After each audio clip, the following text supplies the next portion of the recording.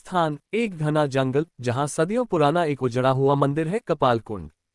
कहानी बिहार के एक सुदूर गांव विजयनगर के पास एक रहस्यमयी जंगल था जहां कोई जाने की हिम्मत नहीं करता।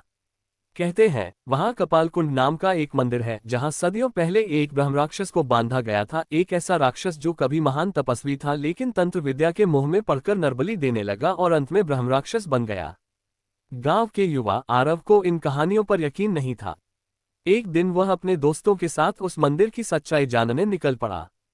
उनके पास कैमरा था ताकि सब रिकॉर्ड कर सके एक यूट्यूब वीडियो के लिए। जैसे ही वे जंगल में घुसे, अजीब घटनाएं होने लगी। कपकपाती हवाएं, फुसफुसाहटें और हर तरफ एक डरावना सन्नाटा।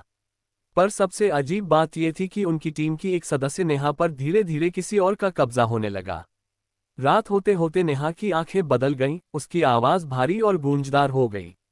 वह बार बार एक ही बात कहती, कपालकुंड के द्वार मत खोलो, वरना दोनों लोग जल उठेंगे। आरव घबरा गया लेकिन अब बहुत देर हो चुकी थी। उसने देखा कि मंदिर का दरवाजा अपने आप खुल रहा था और तभी वहां प्रकट हुआ वो ब्रह्मराक्षस। विशाल शरीर, अग्नि सी जलती आंखें और सिर पर जटाजूट। ब्रह्मराक्षस ने कहा, नेहा अब मेरी है। वो उस प्राचीन प्रेत की वंशज है जिसने मुझे इस मंदिर में बांधा था।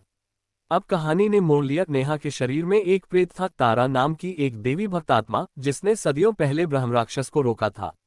अब दोनों शक्तियां, ब्रह्मराक्षस और प्रेत, एक दूसरे से टकराने वाले थे, नेहा के शरीर को माध्यम बनाकर। तभी अचानक नेहा जमीन पर गिर पड़ी।